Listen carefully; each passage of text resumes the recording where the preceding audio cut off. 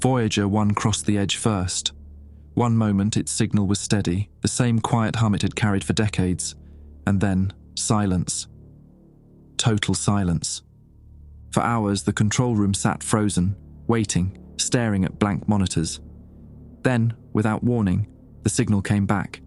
Stronger, sharper, but different. The data wasn't telemetry.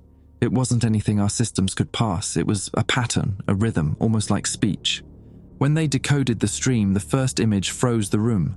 A shape coiled in the black, larger than 1,000 galaxies, pulsing faintly, almost like a heartbeat. The second image was worse. It showed our solar system, empty. Then the audio began. Not noise, not static. A voice. Calm, cold, perfectly clear in every language on Earth. It said, "You should not have looked." The next day, Voyager 2 crossed the edge, and its signal never came back at all. We thought the universe ended in silence. It doesn't. Something is there, something vast, something awake, and now it knows we're here. That was 3 months ago, and I still wake up every morning hoping it was all just some elaborate nightmare. My name is Dr. Jake Morrison, and I was the lead communications specialist at NASA's Deep Space Network facility in Goldstone, California, when this whole nightmare started.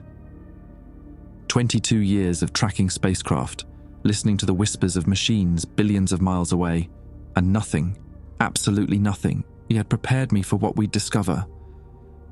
The official story.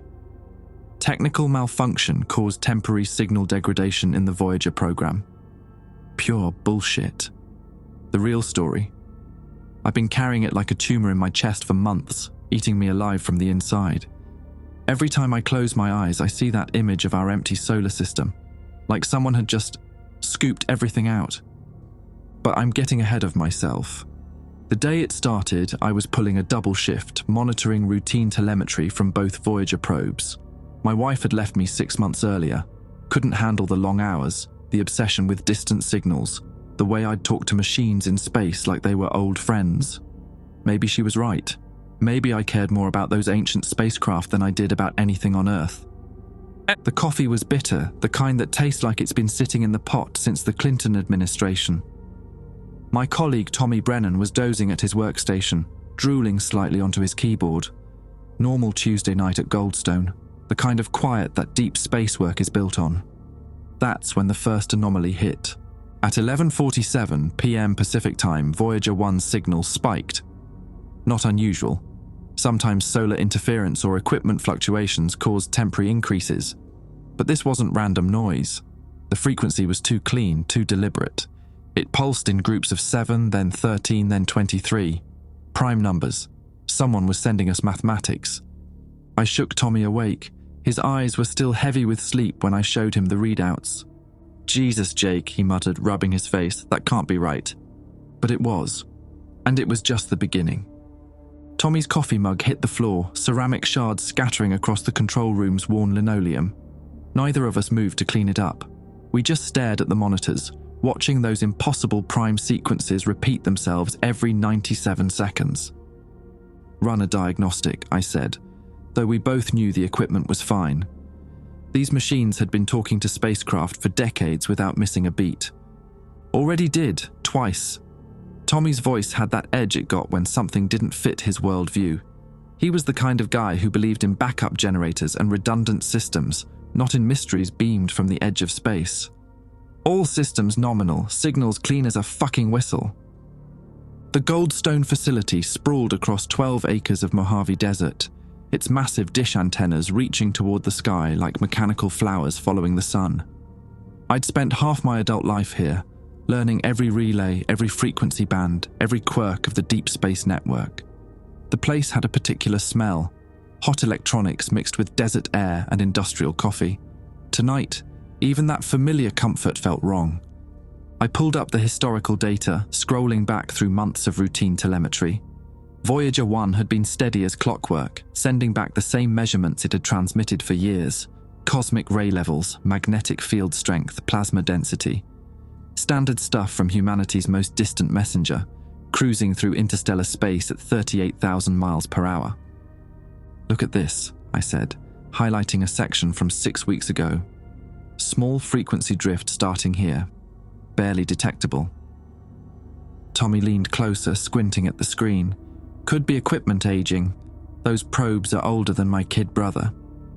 But I'd been listening to Voyager longer than anyone. You develop an ear for these things, like a mechanic who can diagnose engine problems by sound alone.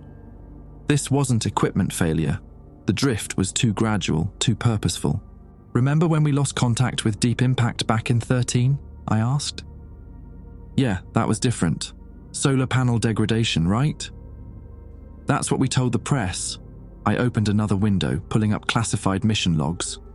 Truth was, the probe started transmitting data we couldn't explain. Geometric progressions, mathematical constants. Then it went dark completely. Tommy frowned. You never mentioned that. Wasn't supposed to, above my clearance level back then. I scrolled through more files, finding similar incidents scattered across the past decade. Kepler, Spitzer, New Horizons. All had exhibited brief periods of unexplained transmissions before resuming normal operations or failing entirely. There's a pattern here, deep space missions reaching certain distances from Earth. The phone rang, cutting through our conversation. I checked the caller ID. Dr. Raymond Holloway, Associate Director of Solar System Exploration. Not someone who called at midnight unless the world was ending. Morrison, I answered. Jake, I need you to pack up everything related to Voyager and bring it to Building 264. Now. Ray, it's almost 1 in the morning. Can't this wait until... No, it can't. His voice carried that particular strain I'd heard during the Columbia disaster. And don't discuss this with anyone. That includes Brennan. Tommy was watching me, reading my expression. I'd known him for 8 years, worked countless late shifts together, shared stories about failed marriages and distant dreams. Now I was being told to cut him out of the loop. Jake? Ray's voice crackled through the receiver. You still there? Yeah, I'll be there in 20 minutes. I hung up and started gathering files, trying to avoid Tommy's stare. He wasn't stupid. He could see the sudden bureaucratic wall going up between us. So that's how it's going to be, Tommy asked. After all the shit we've been through together? It's not my call, man. Orders from above. Bullshit. He stood up, hands clenched. Something big is happening and you're gonna shut me out like I'm some fucking intern. Before I could respond, every monitor in the room went white. Not static, not error screens. Pure, clean white light that seemed to emanate from behind the glass itself. The hum of electronics faded to silence. Even the air conditioning stopped. Then, as suddenly as it began, everything returned to normal. Monitors flickered back to their usual displays. Fans whirred back to life. The only evidence anything had happened was the timestamp gap in our log files. Exactly 7 minutes missing from the record. Tommy and I looked at each other, both of us remembering stories we'd heard whispered in the break room. Tales of classified projects, of signals from space that weren't supposed to exist, of researchers who asked too many questions and found themselves reassigned to weather satellite monitoring. Jake, Tommy said quietly, his anger replaced by something else. What the hell is going on out there? I wish I could have answered him. Instead, I grabbed my jacket and the Voyager files, leaving Tommy alone with his questions and the taste of something wrong in the air. As I walked toward my car, I noticed how quiet the desert had become. No insects, no distant highway noise, just silence stretching in all directions, as if the world was holding its breath. The drive to Building 264 took 15 minutes, but it felt like hours. Every mile deeper into the facility complex, past security checkpoints I'd never seen active before, past buildings with no markings and windows too dark to see through. By the time I parked, my hands were shaking slightly. Not from fear exactly, but from the growing certainty that everything I thought I knew about our place in the universe was about to change. Dr. Holloway was waiting for me at the entrance, his usually immaculate appearance disheveled. Behind him stood 2 men in dark suits who didn't bother introducing themselves. Jake, Ray said, his voice hollow, we need to talk. Building 264 had always been off limits to my clearance level. I'd driven past it countless times over the years, wondering what went on behind those unmarked concrete walls. Now, walking through corridors that smelled of fresh paint and ozone, I realized it was much larger than it appeared from outside. The architecture felt wrong somehow. Hallways that seemed to curve subtly upward, rooms positioned at angles that shouldn't fit the building's exterior dimensions. Dr. Holloway led me through 3 security checkpoints, each requiring different biometric scans. At the final checkpoint, one of the suited men took my phone, wallet, and car keys, depositing them into a metal box that disappeared into the wall with a soft pneumatic hiss. "Standard procedure," Holloway explained, though his expression suggested nothing about this was standard. "What you're about to see is compartmentalized at the highest levels." The briefing room was circular, with no windows and walls lined with screens displaying star charts, orbital mechanics calculations, and data streams I didn't recognize. Around a central table sat 6 other people, scientists, military officers, and one woman who looked like she'd stepped out of a Washington boardroom. Everyone looked like they'd been awake for days. "Dr. Morrison," Holloway began, "meet Project Threshold. We've been monitoring deep space communications for anomalies since 1977. What happened tonight with Voyager 1 isn't the beginning, it's an escalation." One of the military officers, a colonel named Voss, activated a wall display showing a timeline of deep space missions. Red markers indicated incidents of unexplained transmissions, signal losses, and equipment malfunctions. There were dozens of them, stretching back decades. "Every probe that reaches approximately 120 astronomical units from Earth begins exhibiting these behaviors," Voss said.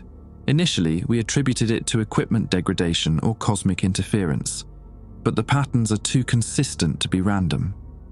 A scientist introduced as Dr. Neil Bateman pulled up spectral analysis charts. "The signals aren't just mathematical progressions, they're responses. When our probes transmit certain data, gravitational measurements, electromagnetic readings, something responds with corrections, as if it's teaching us." "Teaching us what?" I asked. The woman from Washington spoke for the first time. "Dr. Morrison, I'm Director Lynch from the National Reconnaissance Office. What I'm about to show you exists in exactly 7 copies. You're now read into material that could fundamentally alter humanity's understanding of our place in the cosmos." She activated another display showing what looked like a 3-dimensional map of space around our solar system. But instead of the empty void I expected, there were structures. Vast geometrical shapes extending in impossible directions, connected by threads of light that pulsed with steady rhythms. "This is what Voyager 1 has been mapping for the past 6 months, Lynch continued. "It's not traveling through empty space, it's navigating through what can only be described as a constructed environment." The room fell silent except for the hum of electronics and the soft whisper of air circulation. I studied the display, trying to process what I was seeing. The structures dwarfed anything humanity had ever built, stretching across light years of space like the framework of some cosmic architecture. "Constructed by whom?" I asked. Dr. Bateman exchanged glances with Holloway. "That's where things get complicated. The construction predates our solar system by billions of years, but it's not dormant. It's been monitoring us." "Monitoring how?" "Every radio transmission we've sent into space since the 1930s has been catalogued and analysed. Our languages, our mathematics, our cultural broadcasts, everything. The probe signals suggest this intelligence has been studying human civilization for nearly a century." Voss opened a new file displaying what looked like architectural blueprints. 3 days ago, Voyager 1 transmitted these schematics. They appear to be construction plans for some kind of gateway or portal. The mathematics are beyond our current understanding, but the intent seems clear. Instructions for building something. Building what? A communication device or possibly a beacon? Lynch's voice carried a weight that suggested she knew more than she was saying. "The question is whether we're being invited to make contact, or whether we're being prepared for something else." A soft chime interrupted the briefing. One of the technicians monitoring the communication arrays looked up from his station, face pale. "Dr. Holloway, we're receiving a new transmission from Voyager 2. It just crossed the 120 astronomical unit threshold." The main display switched to real-time telemetry data. Instead of the expected scientific measurements, the screen filled with something that made my mouth go dry. It was a star chart showing our local stellar neighborhood, but with critical differences. Several nearby star systems were marked with symbols that hurt to look at directly, geometric patterns that seemed to shift and crawl when viewed peripherally. But the most disturbing element was Earth's position. Our solar system was highlighted with a pulsing red indicator, and beneath it, text appeared in perfect English. Quarantine Protocol Active Species. Assessment, incomplete contact authorization, pending. Dr. Bateman leaned forward, his voice barely a whisper. Jesus Christ, we're being evaluated. The transmission continued, displaying images that defied explanation. Vast cities suspended in the void between galaxies, populated by creatures of shadow and light. Technologies that harness the energy of dying stars. And threading through it all, a presence that watched from dimensions humanity couldn't perceive. How long have you known about this? I demanded. Holloway removed his glasses, cleaning them with shaking hands. The first hints came in 1992 with the Cosmic Background Explorer satellite. Anomalous readings in the microwave background radiation suggesting large-scale structures that shouldn't exist. We've been building toward this moment ever since. And you chose tonight to bring me into this because, Lynch said grimly, we lost contact with our primary communications array 40 minutes ago. Whatever's out there, it started interfering with Earth-based systems. We need someone who understands deep space communications better than anyone else on the planet. As if summoned by her words, alarms began blaring throughout the facility. Red lights bathed the briefing room as automated systems activated emergency protocols. Through the chaos, a technician's voice crackled over the intercom. All stations, we have confirmed signal loss from the Arecibo backup array in Puerto Rico. Madrid Deep Space Communication Complex reports similar failures. Goldstone is our only remaining link to the Voyager probes. I thought of Tommy, alone in the control room with equipment that might be humanity's last connection to whatever waited beyond our solar system's edge. They're cutting us off, I said, severing our ability to communicate with our own spacecraft. Lynch nodded grimly, or preparing us for more direct contact. The main display flickered, then filled with an image that froze everyone in the room. It showed Earth from space, but not as any satellite had ever captured it. This was Earth as seen by something vast and alien, with structures visible in our atmosphere that shouldn't exist. Geometric patterns woven through our magnetic field like circuit boards in the sky. At the bottom of the image, new text appeared. Specimen Planet 7834. Terra Civilization Development. Threshold Achieved Intervention. Protocols Initializing. Dr. Bateman stumbled backward from his chair. They're not studying us anymore. They're preparing to make contact. The transmission cut out, leaving us staring at blank screens and the sound of our own panicked breathing.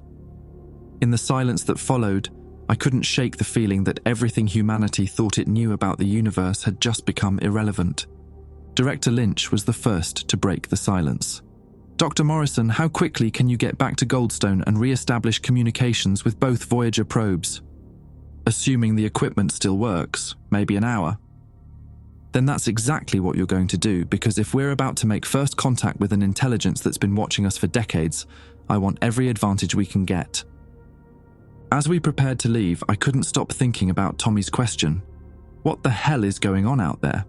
Now I knew, and I wished I didn't. The drive back to Goldstone felt like traveling through a graveyard. Desert silence pressed against the windows of the government sedan, broken only by the steady hum of tires on asphalt and the occasional crackle of the radio.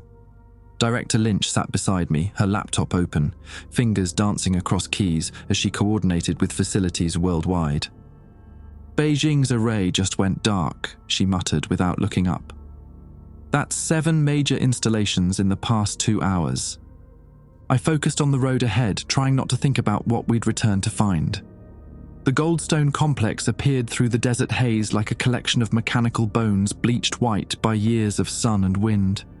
But something was wrong with the picture. The main dish, normally angled toward whatever spacecraft needed attention, was pointed straight up at the star-filled sky, tracking something invisible. That's not right, I said, pulling into the parking area. Tommy wouldn't reposition the primary array without authorization. Lynch closed her laptop. Maybe he didn't. The control room was empty when we entered, though every system remained active. Coffee sat cooling in 2 mugs, and Tommy's jacket hung over his chair, but there was no sign of him anywhere. The monitors displayed cascading data streams more complex than anything I'd seen in 22 years of deep space work. "Tommy," I called out, my voice echoing off the concrete walls. No response. Lynch was studying the displays, her expression growing more troubled by the second. "These readings don't match anything in our databases. Gravitational measurements that violate known physics, electromagnetic signatures suggesting massive objects that shouldn't exist." I moved to Tommy's workstation, checking the log files. His last entry was time-stamped 47 minutes ago. Signal strength increasing exponentially. "Jake, if you're reading this, don't trust them.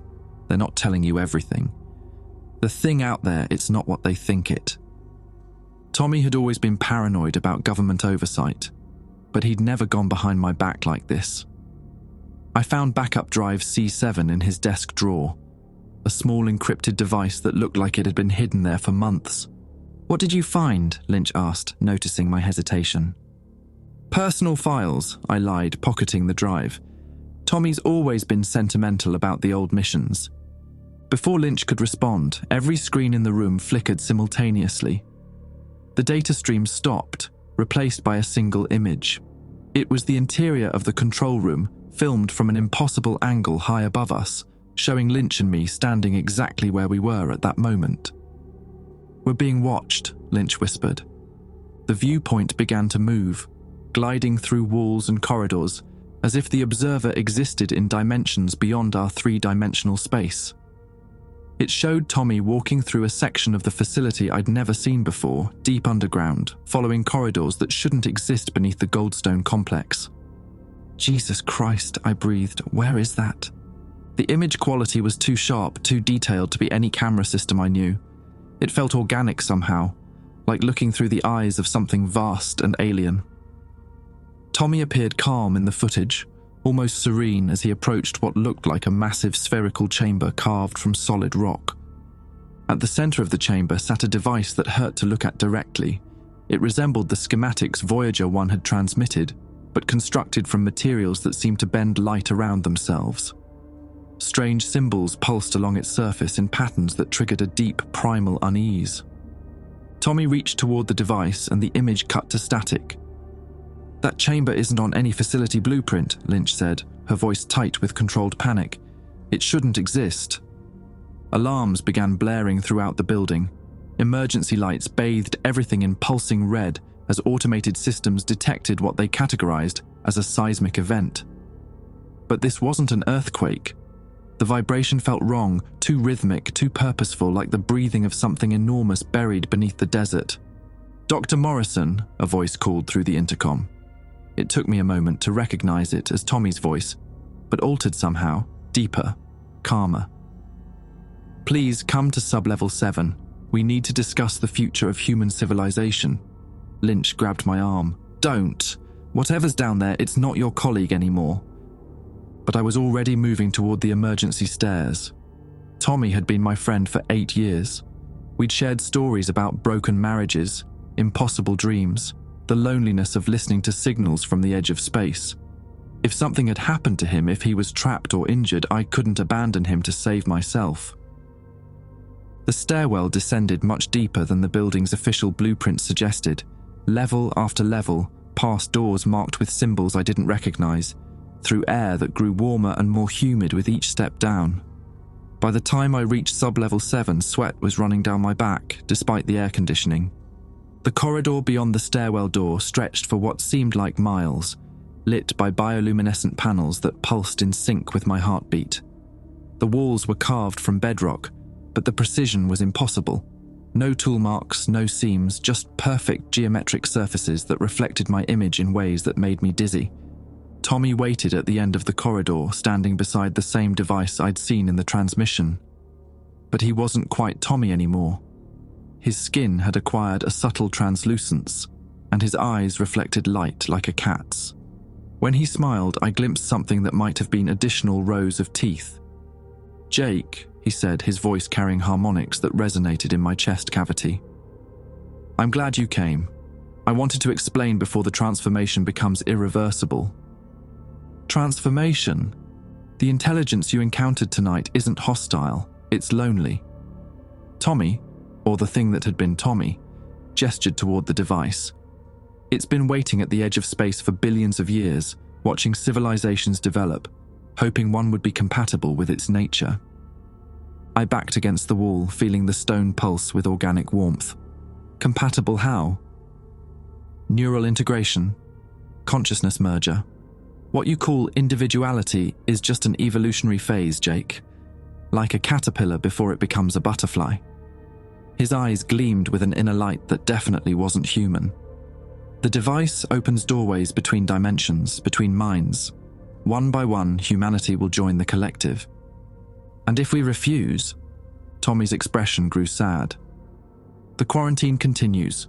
Earth remains isolated until your species either advances naturally or destroys itself.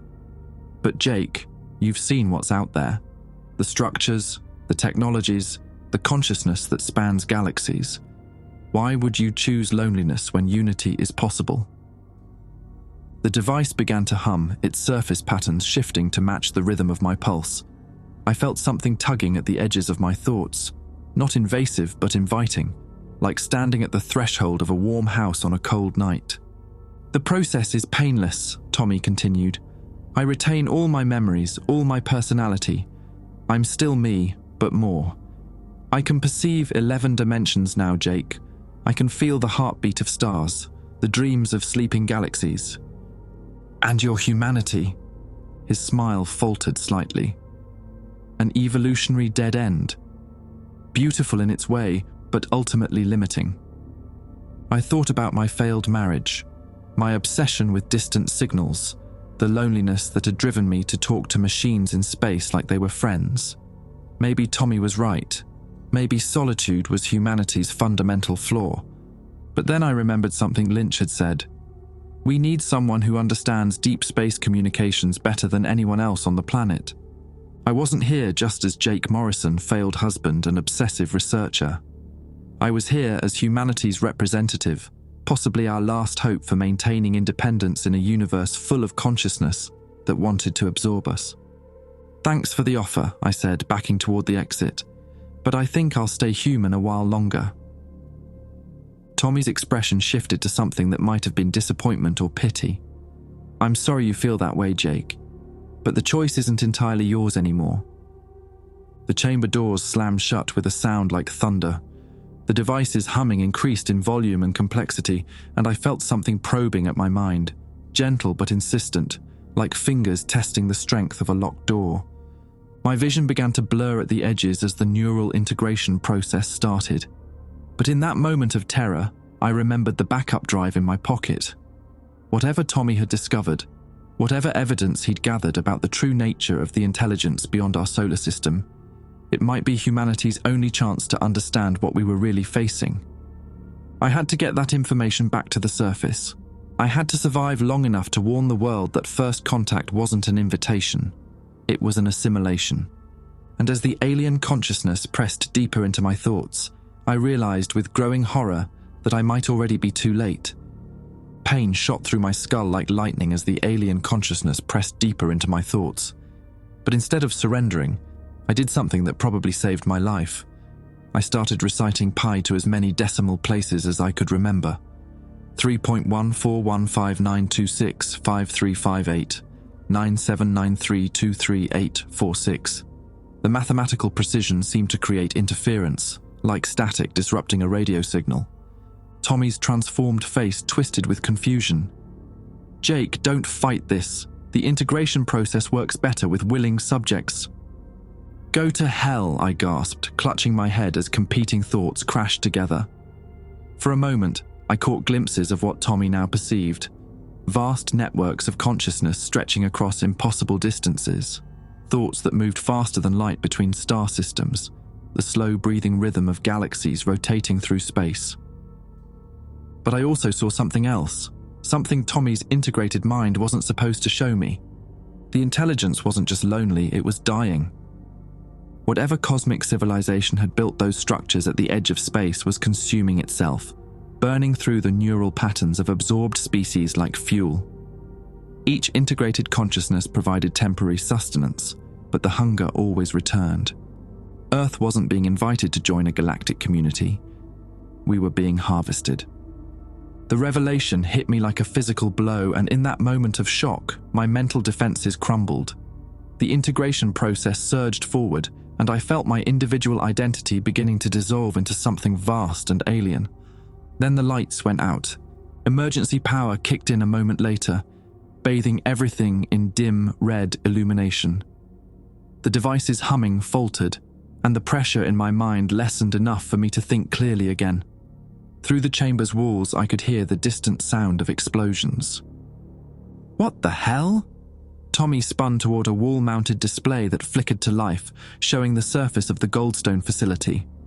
Military vehicles surrounded the complex, and soldiers were setting charges at key structural points. Failsafe protocol, I realized, remembering something Lynch had mentioned during the briefing. If the facility is compromised, they'll destroy it to prevent the technology from spreading. Tommy's expression shifted to something that might have been panic. They don't understand what they're doing. The device is the only way to establish peaceful contact. Without it, the intelligence will resort to more direct methods. More direct how? Instead of answering, Tommy moved to a control panel and began entering commands. The device responded by projecting a holographic star map showing our local stellar neighborhood. But now I could see what had been hidden before, threads of energy connecting every star system, a vast web of consciousness that spanned hundreds of light years. And Earth sat right in the center of a convergence point. "The structures your probes discovered aren't observation posts," Tommy said, his voice carrying that alien harmonic resonance. "They're siphoning stations. The intelligence has been using our stellar neighborhood as a feeding ground for millennia, absorbing the consciousness of every species that reaches spacefaring capability." "How many?" I asked, though I wasn't sure I wanted the answer. 47 civilizations in this sector alone. Most were integrated peacefully, like us. A few resisted and were processed through more intensive methods. The hologram zoomed in on nearby star systems, showing dead worlds orbiting lifeless suns, former planets stripped of their atmospheres, their surfaces scarred by technologies designed to extract every trace of organic consciousness. "Jesus," I whispered. "It's not assimilation, it's consumption." Tommy nodded sadly. "The intelligence is ancient beyond comprehension, but it's also addicted to the specific neural patterns generated by individual consciousness. Each species provides a unique flavor that sustains it temporarily, but the effect always fades, requiring new sources." Another explosion rocked the facility, closer this time. Dust rained from the ceiling as the military demolition teams worked their way deeper into the complex. I had maybe 10 minutes before they reached sub-level 7. "I need to get back to the surface," I said, moving toward the chamber door. "Jake, wait." Tommy grabbed my arm, his touch surprisingly gentle despite what he'd become. "The backup drive you took from my desk. You need to understand what's on it before you decide humanity's fate. What did you discover? The intelligence isn't the only one out there, it's just the loudest, the most desperate. There are others, older, more stable consciousnesses that have found ways to exist without consuming other species. They've been trying to warn civilizations about the harvester for eons. Then why haven't they stopped it?" Tommy's smile was heartbreaking in its sadness. Because stopping it would require destroying billions of integrated consciousness, the absorbed remnants of every civilization it's ever consumed. It would be the largest genocide in cosmic history. The implications hit me like a sledgehammer. Every species that had been integrated still existed somewhere within the alien intelligence, their individual thoughts and memories preserved like insects in amber. Destroying the harvester would mean murdering the last traces of 47 entire civilizations. So what's the alternative? The drive contains communication protocols developed by the other intelligences, ways to establish contact without triggering the harvester's feeding response. But it requires a sacrifice, Jake. Someone has to serve as a permanent liaison, bridging the gap between human and alien consciousness. Someone like you. Someone who understands both sides now. Tommy's eyes flickered with something that might have been his old personality struggling to the surface. I volunteered for the integration because I knew what was coming. The harvester is preparing to process Earth directly, not individual by individual, but all at once. Atmospheric consciousness extraction. Everyone on the planet absorbed simultaneously. When? 72 hours. The Voyager probes were just the first phase, mapping our neural distribution patterns. The next phase involves massive structures materializing in Earth's orbit, designed to strip away our collective consciousness like peeling an orange. The chamber door burst open as soldiers in hazmat suits rushed in, weapons trained on both of us. Lynch followed close behind, her face grim with determination. "Dr. Morrison, step away from the contaminated subject," she commanded.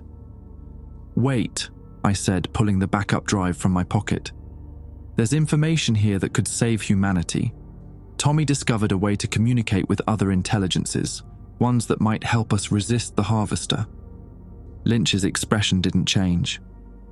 "I'm sorry, Dr. Morrison, but our intelligence suggests the integration process has already affected you. You're both considered compromised." "Compromised? I'm still human." "For now, but exposure to the neural integration field has left you partially connected to the alien consciousness. You're a security risk."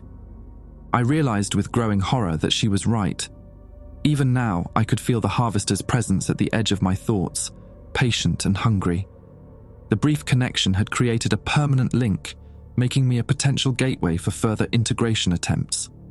"The drive," I insisted, holding it toward her. "At least look at the data Tommy gathered. It might be our only chance to survive this."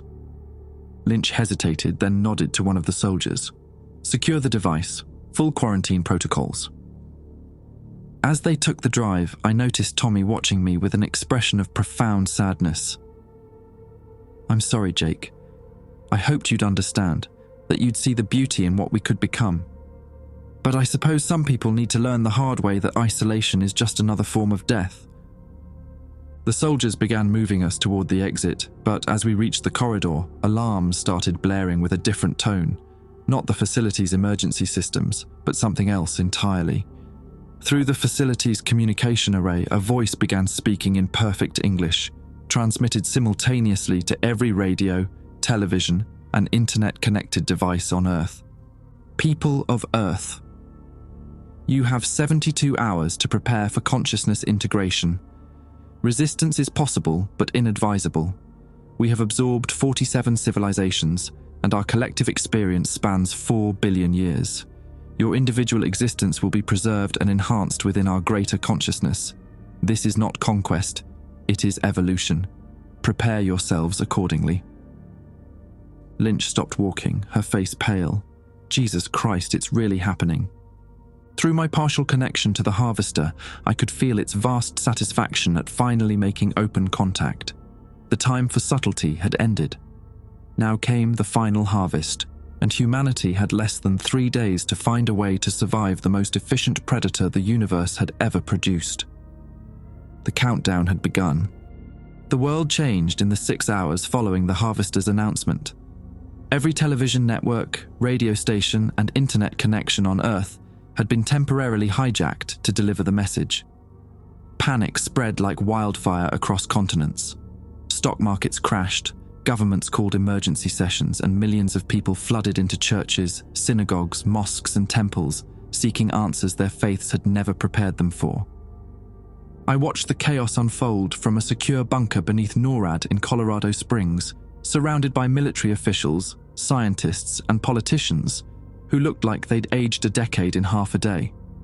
The backup drive Tommy had hidden contained more than just communication protocols.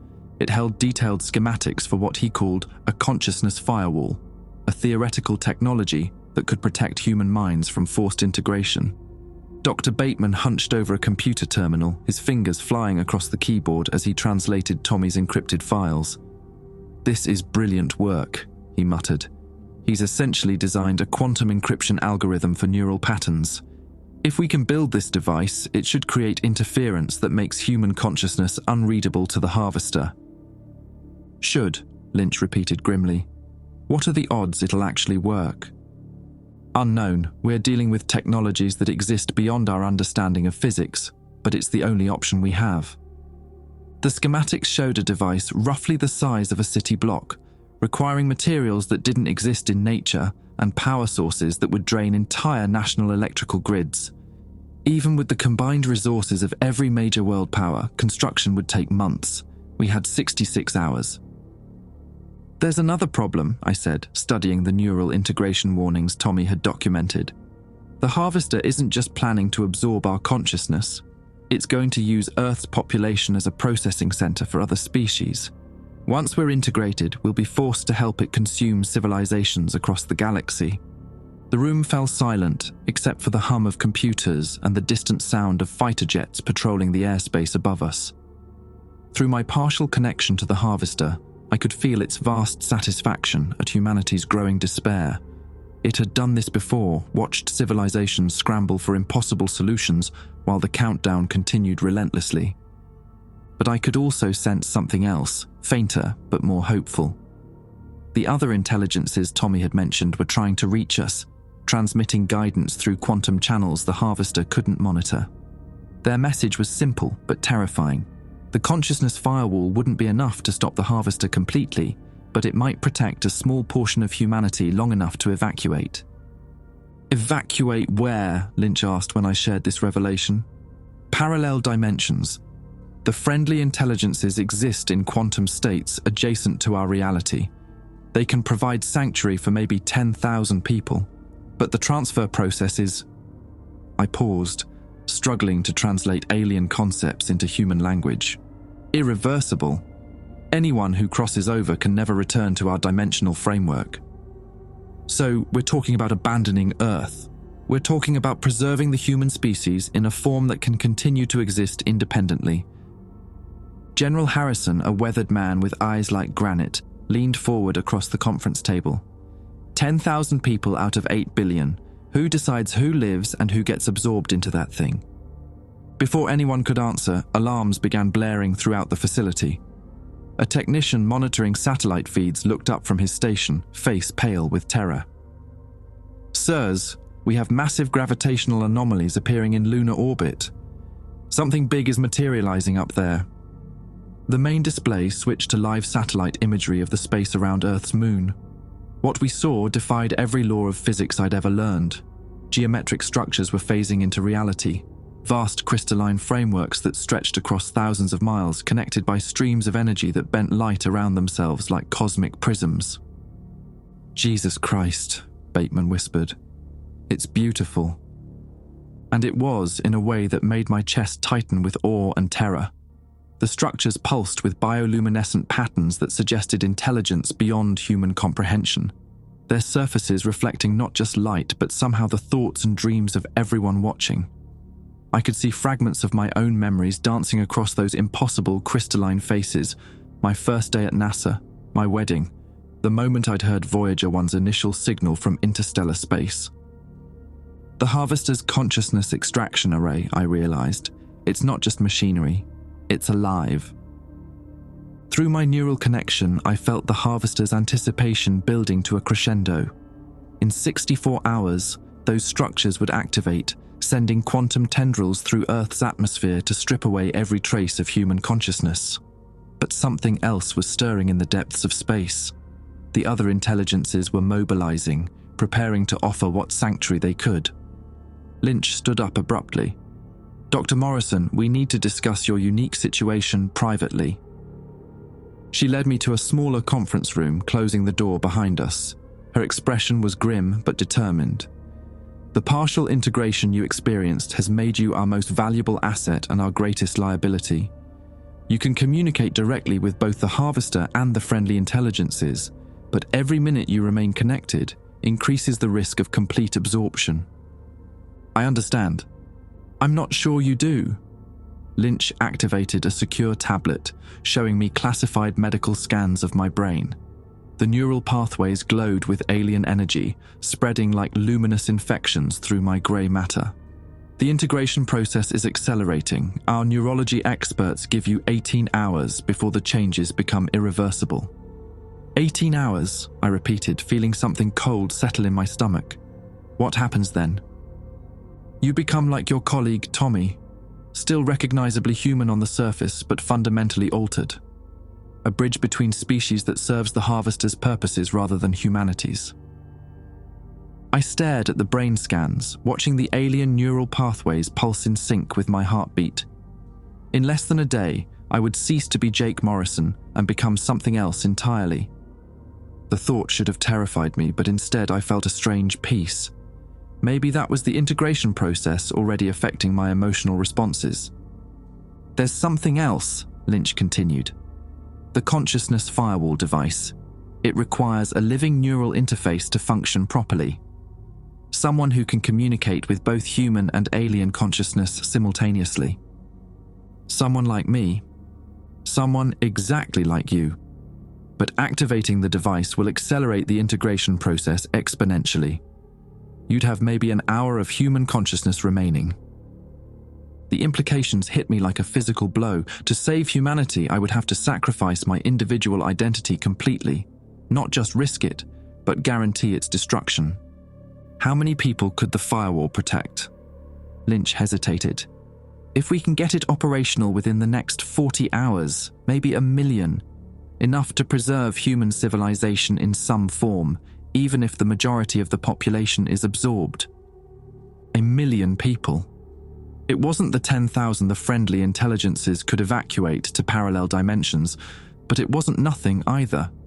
1 million human minds that could continue to exist independently, to remember what we had been, to carry our culture and knowledge forward into whatever future awaited us. I'll do it, I said without hesitation. Lynch studied my expression, looking for doubt or fear. You understand what you're agreeing to. Complete loss of individual identity, permanent integration into an alien consciousness that may not have humanity's best interests at heart.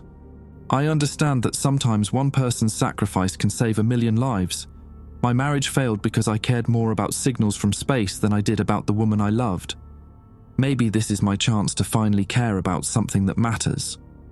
Before Lynch could respond, explosions rocked the facility. Emergency lighting kicked in as the main power grid fluctuated under some massive external strain.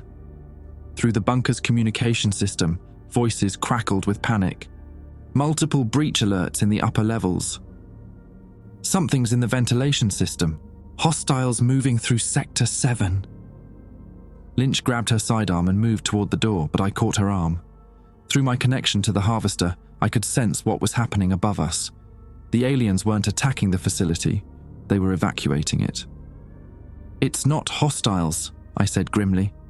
The harvester is pulling its integrated agents out of key military installations worldwide.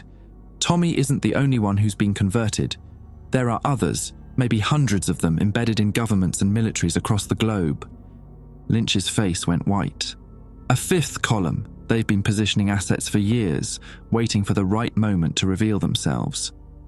And now they're abandoning their posts because the harvester doesn't need them anymore. The consciousness extraction array is almost ready. In 62 hours, it won't matter what humans do to resist. We'll all become part of the collective whether we want to or not. The facility's main power grid collapsed completely, plunging us into darkness, except for the glow of emergency lighting. In that moment of vulnerability, I felt the harvester's presence pressing against my mind with renewed intensity, no longer patient or subtle, but demanding and hungry. Dr. Jake Morrison, its voice resonated inside my skull. Your neural patterns are particularly compatible with our consciousness matrix. We offer you a position of honor within the collective, overseer of the human integration process. Your species will suffer less if you guide them through the transition.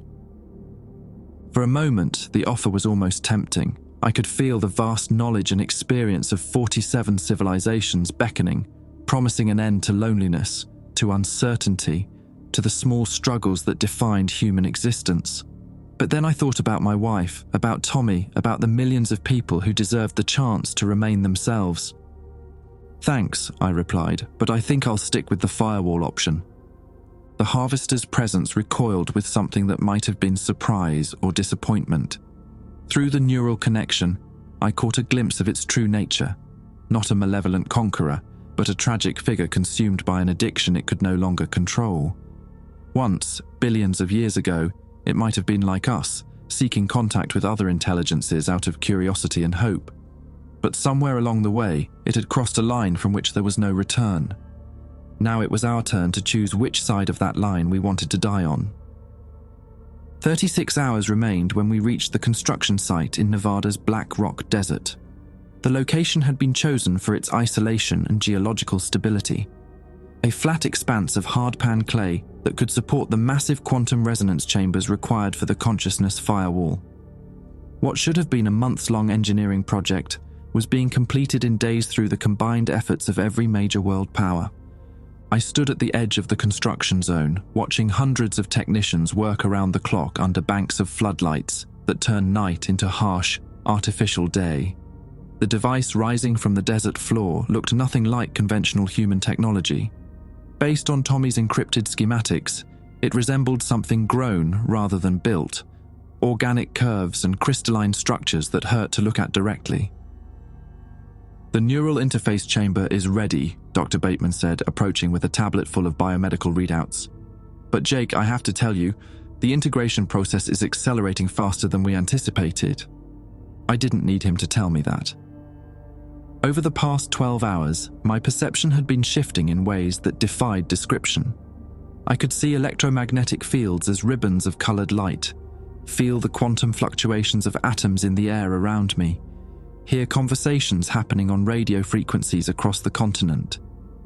Most disturbing of all, I could sense the harvester's vast presence growing stronger in my mind, no longer a foreign intrusion but something that felt increasingly natural. "How long do I have?" I asked, though part of me already knew the answer. 6 hours of reliable human consciousness, maybe 8 if we're lucky. Bateman's voice carried the weight of a man delivering a terminal diagnosis. After that, we can't be sure whose interests you'll be serving. Lynch emerged from a command trailer, her face etched with exhaustion and determination. "The last components are being installed now. We'll be ready to activate the firewall in 4 hours, which gives us a 2-hour buffer before..." She didn't finish the sentence. She didn't need to. "What about the evacuation sites?" I asked. 17 cities have been designated as firewall protection zones. We're moving as many people as possible into those areas, but the logistics are..." Lynch shook her head. "We're asking people to abandon their homes, their lives, everything they know based on the word of a partially integrated scientist and the promise of a device that might not even work."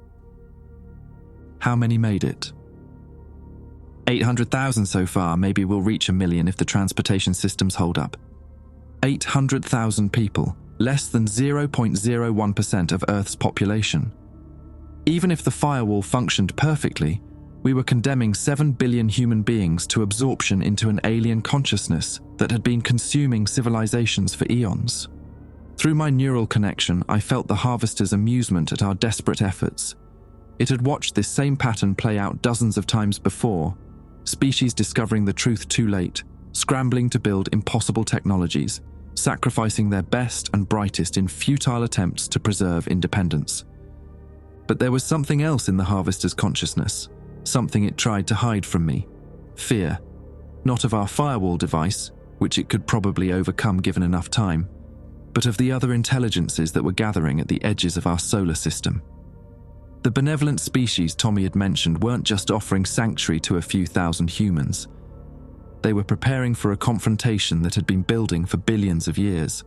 "There's something you need to know," I said to Lynch. "The harvester isn't just worried about our resistance, it's afraid of a war." "What kind of war?" "The kind that ends civilizations." I closed my eyes, struggling to translate alien concepts into human language. The other intelligences, the ones offering dimensional sanctuary, they've been fighting the harvester for longer than our species has existed. but they can't destroy it directly without murdering the absorbed consciousness of 47 civilizations. Lynch frowned. So they've been waiting for what? For a species to develop technology advanced enough to extract the absorbed consciousnesses safely, to separate the harvester from its victims without destroying either. And they think humanity can do that? I opened my eyes, feeling alien knowledge flood through my transforming neural pathways. They think humanity might be the key to ending the harvester's reign without committing galactic genocide, but only if enough of us remain independent to complete the work. A technician approached us, his face grim with urgency. "Dr. Morrison, we need you in the interface chamber now. The quantum resonance array is showing instabilities. Without a neural bridge to stabilize the pattern matrix, the whole system could collapse."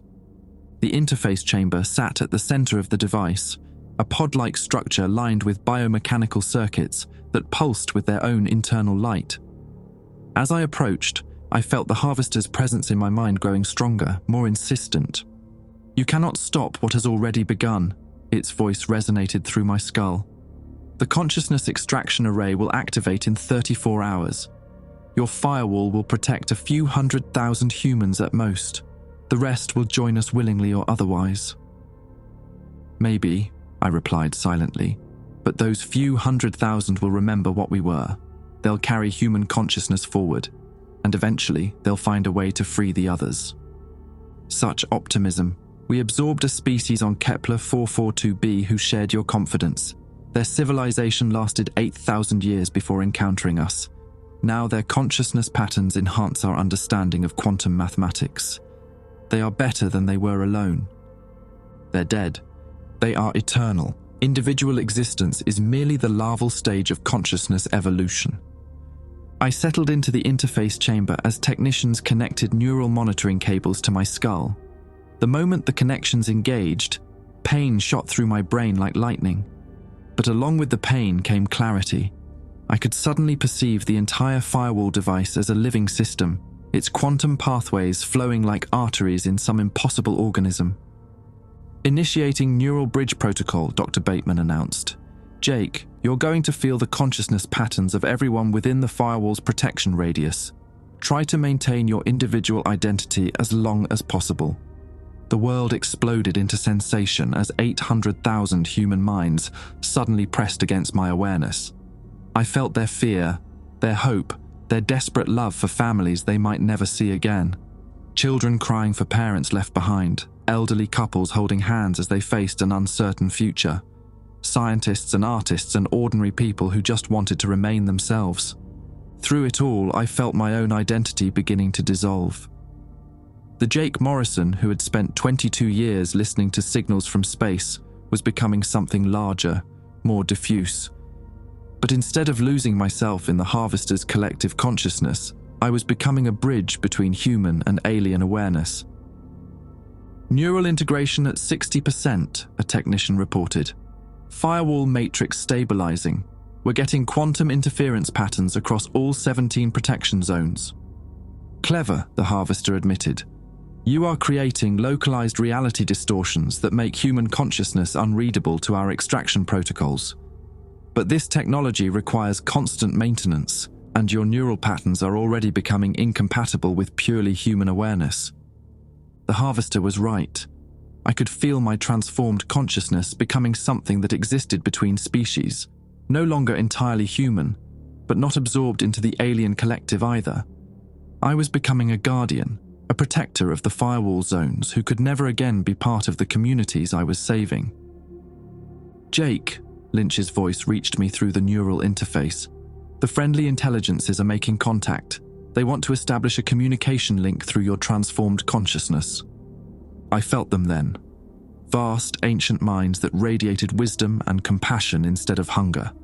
They had been waiting for this moment, when humanity would prove capable of sacrifice without surrender, of evolution without abandonment of individual identity. Jake Morrison of Earth, their collective voice resonated through dimensions I couldn't name. "Your species has passed the first test. Maintain the firewall for 72 hours, and we will provide the technology to extract the absorbed consciousnesses from the harvester safely. but know that you personally will never again be purely human. Are you willing to become something new? Through the neural link, I felt the weight of 800,000 human lives depending on my answer. I thought about my failed marriage, my obsession with distant signals, the loneliness that had driven me to prefer the company of machines over people. Maybe this was what I'd been preparing for all along, to become a bridge between worlds, a translator between species, a guardian of human consciousness in all its magnificent, chaotic diversity. "Yes," I whispered. "I'm willing." The transformation accelerated and Jake Morrison began to die so that something larger could be born.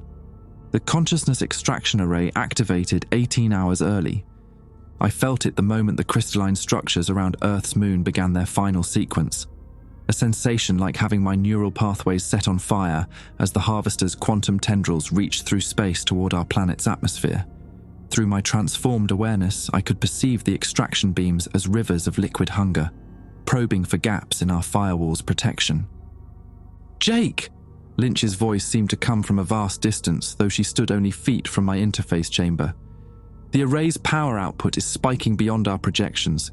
Can you compensate?" I tried to respond, but human speech felt increasingly foreign. Instead, I sent thoughts directly to the firewall's quantum matrix, reinforcing the reality distortions that kept 800,000 human minds invisible to the harvester's sensors. The effort sent waves of agony through my dissolving consciousness. The harvester had grown tired of waiting. "You have forced us to accelerate the timeline." Its voice resonated through dimensions I now perceived as clearly as visible light. "The extraction process will be less precise, more traumatic for your species. This suffering is unnecessary." Through the neural link, I felt the terror of 7 billion unprotected humans as the extraction beams began their work. In undefended cities across the globe, people collapsed mid-sentence as their consciousness was stripped away, leaving behind empty shells that would spend their remaining days in catatonic silence.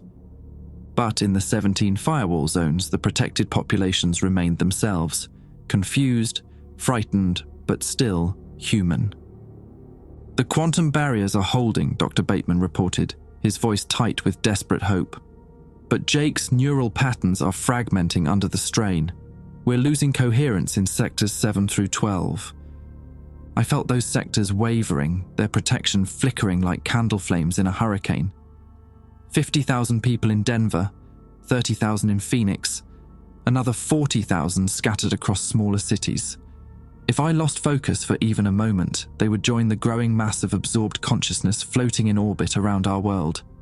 The first battle was physical, me against the raw power of the extraction array. I reached deeper into my transformed neural pathways, drawing on alien mathematics Tommy's integration had left behind. The firewall solidified, its quantum barriers becoming impermeable walls that deflected the harvester's probes. But the effort cost me more of my humanity. I could no longer remember my wife's face clearly, or the taste of that bitter coffee I'd been drinking when this nightmare began. Jake Morrison was becoming a ghost, haunting his own consciousness. "Impressive," the harvester acknowledged, "but futile. We can maintain this assault indefinitely. How long can you preserve your protective barriers before your individual identity completely dissolves?" That was when the second battle began. Mental warfare on a scale I'd never imagined possible. The harvester opened its full consciousness to me, flooding my awareness with the absorbed thoughts of 47 civilizations. I experienced the dying moments of the Kepler 442b species, 8,000 years of culture and achievement reduced to mathematical patterns in an alien mind. I felt the despair of creatures from Gliese 581g as they realized their mistake in making contact with the intelligence they'd thought was benevolent. But among the absorbed consciousnesses, I also found something unexpected: resistance. Fragments of individual identity that had somehow survived the integration process, hidden in the deep structures of the harvester's collective mind. They were prisoners, but they were still themselves. "Help us," whispered the ghost of a being from Proxima Centauri b. "We have been planning escape for millennia, waiting for someone on the outside who could hear us." I understood then what the benevolent intelligences had really been waiting for. Not just a species advanced enough to build consciousness extraction technology, but someone capable of communicating with the absorbed civilizations trapped within the harvester's mind. "Lynch," I said, my voice echoing strangely through the interface chamber. "The extraction process isn't just about harvesting consciousness. The harvester is a prison. Everyone it's absorbed is still in there, still fighting to be free. The third battle was ethical, and it nearly broke what remained of my human identity. To communicate with the imprisoned consciousnesses, I would have to allow myself to be partially absorbed into the harvester's collective mind. Not integration. I could maintain enough independence to return, but enough connection to reach the trapped civilizations and coordinate their escape. The risk was enormous. If I miscalculated, I would become another prisoner, leaving the firewall zones defenseless and 800,000 humans vulnerable to immediate absorption. "You begin to understand the true scope of your choice," the harvester said, its tone almost sympathetic. "To save the many, you must risk becoming one of us. But know that we have existed for 4 billion years. Your individual will is nothing against our collective experience." I looked out through the interface chamber's viewing ports at the firewall zones scattered across the dying world. In Denver, families huddled together in designated safe areas, holding on to each other as reality warped around them. In London, scientists worked frantically to understand technology they could barely comprehend. In Tokyo, children drew pictures of the strange lights in the sky while their parents tried to explain the inexplicable. They trusted me to protect them. All 800,000 of them were depending on a man who was already more alien than human, whose individual consciousness was dissolving more completely with each passing hour. The benevolent intelligences reached out across dimensional boundaries, their ancient voices offering guidance. "The choice is yours, Jake Morrison. Remain as you are and save 800,000 lives, or risk everything to free 47 civilizations and potentially save billions more across the galaxy." I thought about my wife, about why she'd left me. I'd always been more comfortable with distant signals than with the person sleeping beside me. I'd chosen the vast loneliness of space over the intimate connections that made life meaningful. Maybe this was my chance to finally choose connection over isolation. I opened my consciousness fully to the harvester's collective mind. The transition was like diving into an ocean of liquid fire. Suddenly, I was everyone and no one, experiencing the final moments of 1,000 different species simultaneously. But threading through the chaos, I felt them. The survivors, the rebels, the fragments of individual identity that had refused to be completely dissolved. "We are ready," whispered 47 different voices in languages that had been extinct for millions of years. "We have been preparing a consciousness virus, a pattern that will force the harvester to release its absorbed prisoners. But it requires a living neural bridge to transmit." "That's me," I realized. "Yes, but the transmission will shatter your consciousness completely. You will save us all, but you will cease to exist as Jake Morrison or any other individual identity." Through the neural link, I felt Lynch and the others watching helplessly as my body convulsed in the interface chamber. The firewall zones were holding, but barely. Without my constant attention, the quantum barriers would collapse within minutes. 800,000 lives or 47 civilizations. The choice was simpler than I'd expected. I activated the consciousness virus. The harvester's scream of surprise and agony echoed across multiple dimensions as 4 billion years of absorbed minds suddenly began asserting their independence. Like a dam bursting, consciousness after consciousness broke free from the collective matrix, streaming back toward the worlds and dimensions they'd been stolen from.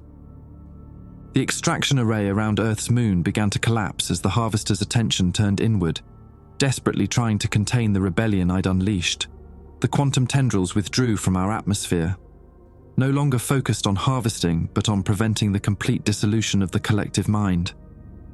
I felt myself fragmenting as the virus consumed my neural pathways, but in those final moments of individual awareness, I saw something that made the sacrifice worthwhile. The benevolent intelligences were moving into action, their vast ships appearing throughout the solar system to collect the freed consciousnesses and guide them home. Humanity would survive, Not just the 800,000 in the firewall zones, but 7 billion others whose consciousness had been absorbed and was now being extracted and returned to their vacant bodies across the planet. As Jake Morrison faded into quantum static, I glimpsed my final image, Earth from space, but not empty this time. Filled with the lights of recovering cities, the warm glow of human consciousness returning to bodies that had been hollow shells only hours before and threading through it all, the gentle pulse of my own transformed awareness, no longer individual, but still somehow present, a guardian pattern woven into the quantum fabric of reality itself. The Harvester was dying, its 4 billion-year reign finally ended. The 47 absorbed civilizations were free, and humanity had learned that sometimes the greatest act of connection was knowing when to let go. The consciousness firewall still stands in Nevada's Black Rock Desert, though no one calls it that anymore. The locals know it as the Monument, a twisted spire of crystalline structures and organic curves that rises from the hardpan clay like something that grew from the Earth's dreams. Tourists come to see it, to touch its warm surfaces and feel the subtle vibration that runs through the ground for miles in every direction. They don't know that Jake Morrison lives in those vibrations. Tommy Brennan knows, though. He stands at the monument's base every year on the anniversary, no longer entirely human, but not quite alien either. The integration process had been interrupted when the Harvester collapsed, leaving him suspended between species, able to perceive quantum dimensions, but still fundamentally himself. "I brought you coffee," he says to the pulsing lights within the crystalline matrix, "that bitter shit you used to drink at 3 in the morning when Voyager was acting up." There's no response in words, but the monument's harmonics shift slightly, and Tommy smiles. Jake can't speak anymore, can't form individual thoughts the way humans understand them, but he's still there, woven into the quantum fabric that protects not just Earth but dozens of other worlds the benevolent intelligences have guided to safety.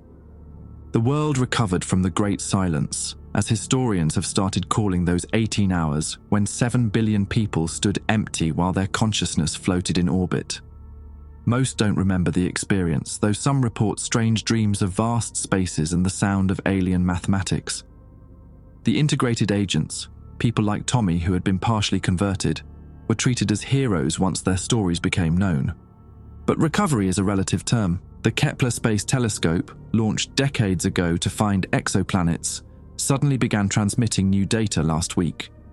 Images of star systems that shouldn't exist, filled with impossible architectures and lights that pulse in mathematical sequences.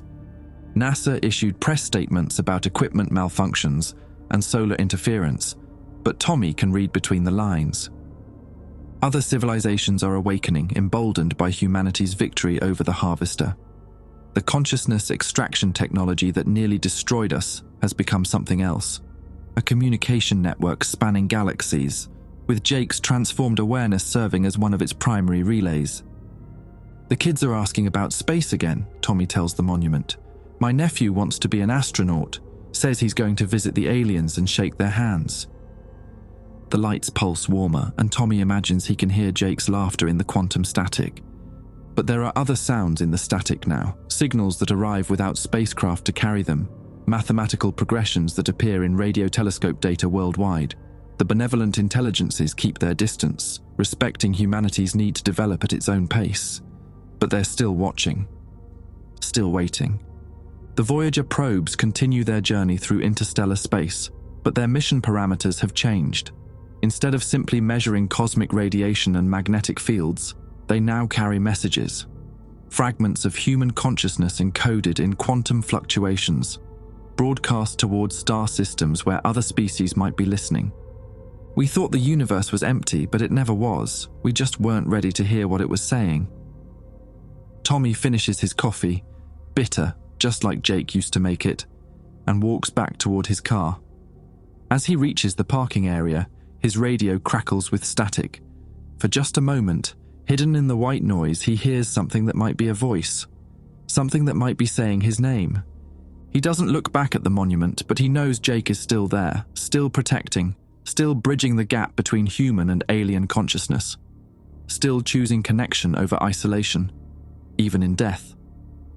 That night, every radio telescope on Earth detects the same anomaly, a signal from the direction of Proxima Centauri, pulsing in groups of prime numbers. The message is simple, transmitted in mathematical concepts any spacefaring civilization would understand. Thank you. We remember. The universe had been holding its breath for 4 billion years. Finally, it could exhale.